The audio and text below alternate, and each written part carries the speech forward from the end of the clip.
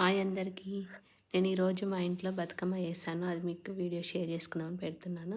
First plate పెట్టేసి paper plate లాగా పెట్టాననమాట. ఎందుకంటే ఈజీగా క్యారీ చేయడానికి ఉంటుందని. పసుపు కుంకుమ వేసి మొక్కి తర్వాత ఫస్ట్ తంగేడు పువ్వు వేసాననమాట. తర్వాత పట్టుకుచ్చుల పువ్వు. ఇవి మా అమ్మమ్మోళ్ళ ఇంట్లో చాలా పూసాయి. అమ్మ పంపించింది నా కోసమని. తర్వాత బంతిపూలు దానికి తోకలు లేవనమాట.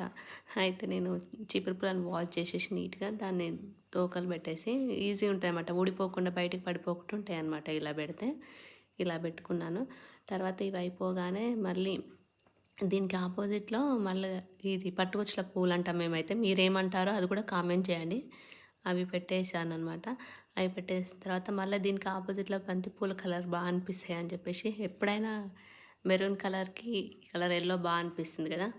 అలా పెట్టాను. అవి మా ఇంట్లో ముందర పూసాయండి. శంకు పూలు అవన్నీ పెట్టి లాస్ట్‌కి ఫినిషింగ్ ఇలా ఇచ్చాను. ఎలా ఉందో చెప్పండి. Thank you.